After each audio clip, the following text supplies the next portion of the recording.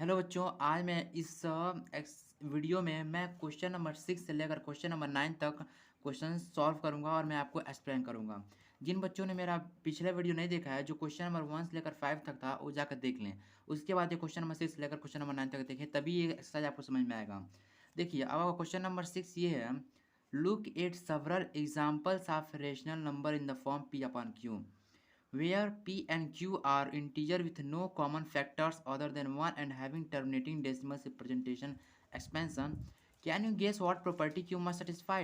देखिए, इस क्वेश्चन में कहा गया ये है कि देखिए जो एग्जाम्पल है ये रेशनल नंबर्स का वो पी अपन क्यू में है। मतलब हमें कोई एक ऐसा एग्जाम्पल्स लिखने हैं पी अपन क्यू के फॉर्म में, बोले तो रेशनल नंबर ऐसे लिखना है जो terminating decimal representation expansion show करता हो, मतलब टर्मिनेटिंग हो, मतलब उसकी रिमाइंडर एक जीरो पे आकर एंड हो जाए।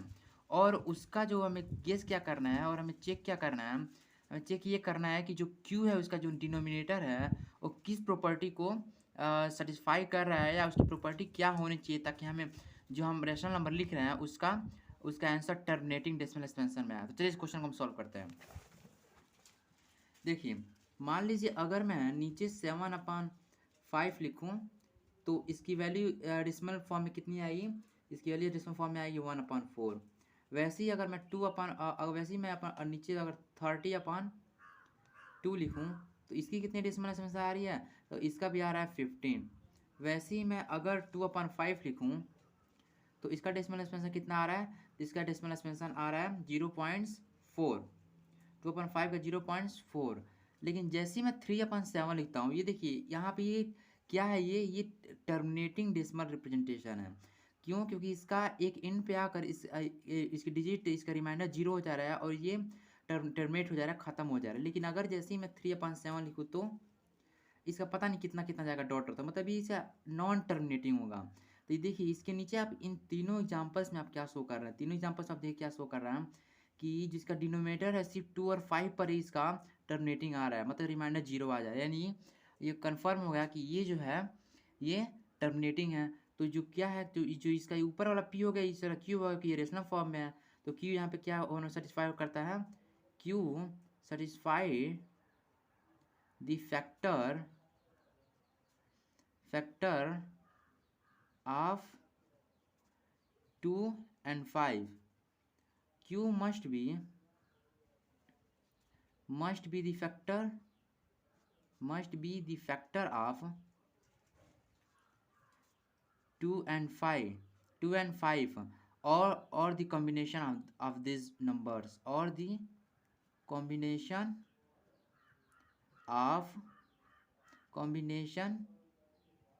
of these two digits लिख दिए, these two digits।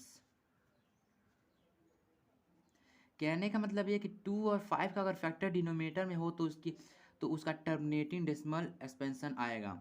समझिए आप, जैसे 2 और 5 फैक्टर क्या हो गया, 2 2 या 4, मतलब 2 से लेकर 10 तक जितना, मतलब वह नंबर जो 2 से डिविजिबल हो जा रहे हैं उसी को 2 का फैक्टर कहते हैं। और वह नंबर जो 5 से डिविजिबल हो जाए उसी को 5 का फैक्टर कहते हैं। जैसे 15 हो गया तो 50 10 या 50, मतलब 5 दाम में 50, मतलब 50 हो गया। तो 50 जो है 5 का फैक्टर है। तो आप समझ गए। तो इस क्वेश्चन को हम लोग ऐसे ही सॉल्व करेंगे। ये आप लिख लीजिएगा, ये दोनों पॉइंट्स इस क्वेश्चन के सोल्यूशन के साथ इंपॉर्टेंट है। ठीक है, ये क्वेश्चन नंबर 6 आपका कंप्लीट हो गया। अब आपका क्वेश्चन नंबर 7 है, right 3 numbers whose decimal expansions are non terminating non recurring. हमें वो 3 नंबर्स लिखने हैं जिसका जो डेसिमल फॉर्म होगा ना वो नॉन टर्मिनेटिंग और नॉन रिकरिंग होगा। कहने मतलब कि ये कि वो कभी ख़त्म नहीं हो रहा होगा और दूसरा वो रिपीट नहीं कर रहा होगा। तो चलिए वो 3 नंबर्स क्या है मैं आपको बताता हूँ।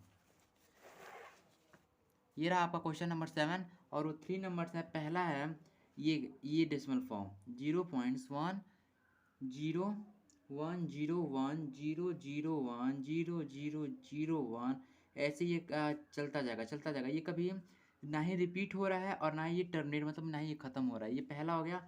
और दूसरा देखिए, दूसरा है आपका 28.1211, फिर से 2 2 2 1, फिर से 2 2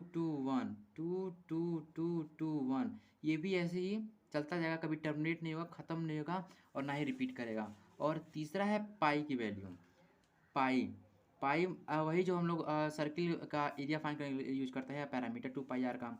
इसको जब आप लोग सॉल्व करोगे, पाई की वैल्यू होती है ना 22/7, तो इसका आप लोग सॉल्व करोगे ना, तो इसकी आंसर आएगा, जो कभी ना ही रिपीट करे ना ही ख़त्म करेगा। इसका कुछ आंसर ऐसे आएगा 3.141591265358 ऐसे ही चलता जाएगा, ख़त्म नहीं होगा।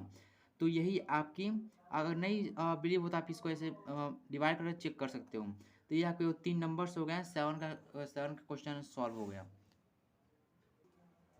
अब आपका क्वेश्चन नंबर 8 है, find 3 different irrational number between the rational numbers 5/7 and 9/11। अब देखिए इसमें क्या है कि हमें 5/7 और 9/11 के बीच में 3 डिफरेंट इरेशनल नंबर फाइंड करना है। चलिए इस क्वेश्चन सॉल्व कैसे करते हैं मैं बताता हूँ। देखिए पहले आप 5/7 को आप पहले सॉल्व कर लीजिए, इसका डेसिमल फॉर्म लिख लीजिए आप 5/7 को। तो अगर 5/7 हो गया, और जब 5/7 का जब जो डेसिमल फॉर्म लिखेंगे तो इसका आंसर ये आएगा 0.714285। और जो ये नॉन टर्मिनेटिंग रिपीटिंग है, जो कभी ख़त्म नहीं हो रहा है, और यही पॉइंट्स के बाद यही जो 6 डिजिट हैं जो बार बार रिपीट हो रहे हैं, तो ये नॉन टर्मिनेटिंग रिपीटिंग या रिकरिंग है। वैसे ही आप 9/11 को भी लिख लीजिए। 9/11 को जब आप लिखेंगे तो इसका आंसर आएगा 9/11 है, sorry wait a minute, question शायद गलत है। नहीं, ये क्वेश्चन सही है। तो 9/11 जब आप सॉल्व करोगे तो इसका आंसर आएगा 0.81 कैप। मतलब पॉइंट्स के बाद 81 बार बार रिपीट हो रहा है, मतलब ये नॉन नॉन टर्मिनेटिंग रिकरिंग है। अब देखिए इन दोनों के बीच में से इनफाइनाइट नंबर है जिसको हम लोग लिख सकते हैं, लेकिन अब जो चाहे लिख सकते हो, लेकिन वो जो नंबर्स होना चाहिए वो इरेशनल नंबर्स, वो इन दोनों के बीच होना चाहिए इरेशनल नंबर। ठीक है, तो चलिए इन दोनों के बीच कोई नंबर लिखते हैं। तो पहला नंबर लिख लेते हैं हम लोग 0.750750। ध्यान रखिएगा जो आप नंबर लिखोगे ना, वो non terminating and non repeating होना चाहिए इन दोनों के बीच, तभी वो इरेशनल नंबर हो पाएगा। मतलब ये जो रिपीट नहीं करना चाहिए और वो चलता ही जाना चाहिए, ख़त्म नहीं होना चाहिए। तो फिर से आप कुछ भी लिख सकते हो, बस ख़त्म नहीं होना चाहिए। 7500 का फिर से 7500, 7540 हो गया, ऐसे ही चलता जाएगा। देखिए वो नंबर इसके बाद आता है ना, ये वाला नंबर। अब इसके बाद एक और हम नंबर लिख लेते हैं। एक और नंबर लिखेंगे तो हो गया 0.7670767000767000, ऐसे ये भी चलता जाएगा। ये 2 नंबर हो गया। फिर से तीसरा नंबर लिखते हैं, इससे थोड़ा कनेक्ट कर लेते हैं हम लोग।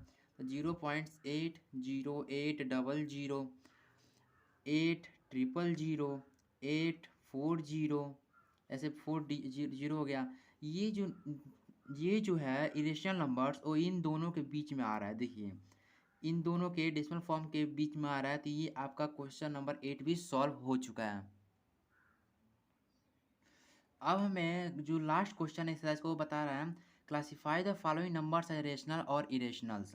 देखिए जो पहला क्या है, अंडर 23, दूसरा अंडर 225, तीसरा है 0.3796, और चौथा है 7.474478478, एंड पाँचवा है 1.101010100010001000 अब देखो इस क्वेश्चन को कैसे सॉल्व करते हैं।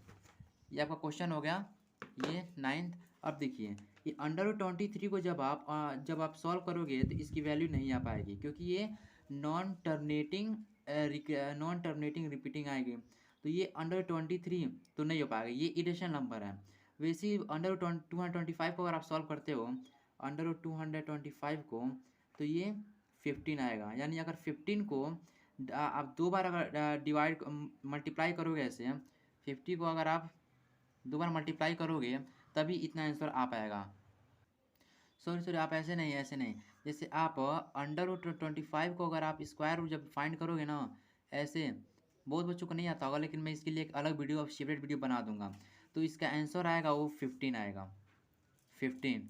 और वैसे ही इसका तो सॉल्व हो गया, यानी ये इसको हम लोग रेशनल फॉर्म लिख सकते हैं 15/1, जो कि 0 के इक्वल नहीं है, यानी ये रेशनल है। अब 0.3796, अब इसका 0.3796 को हम लोग 0.3796 को हम लोग ऐसे लिख सकते हैं 3796/10, क्योंकि 3796 अपान, सॉरी यहाँ पे रहेगा 1000, 10,000 रहेगा, सॉरी, क्योंकि पॉइंट्स के बाद 4 डिजिट है जो इस साइड है, तो हम इसको ऐसे लिख सकते हैं।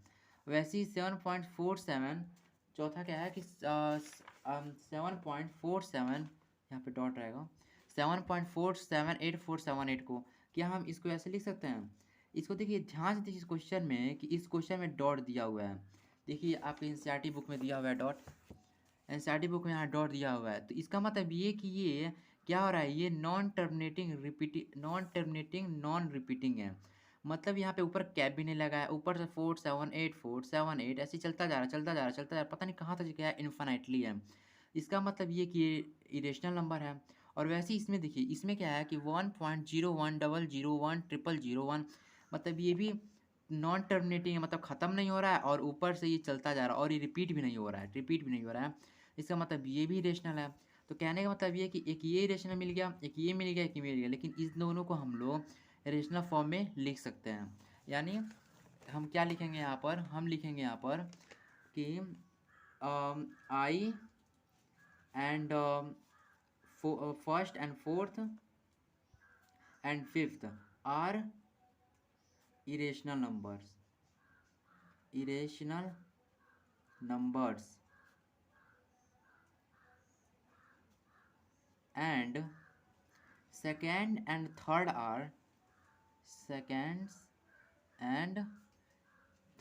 are irrational number, क्योंकि ये रेशनल फॉर्म में लिखा जा रहा है, लिख सकते हैं इसको हम लोग, तो ये रेशनल हो गया। तो ये आपका क्वेश्चन नंबर 9 भी कंप्लीट हो गया और आपका एक्सरसाइज 1.3 भी कंप्लीट हो चुका है।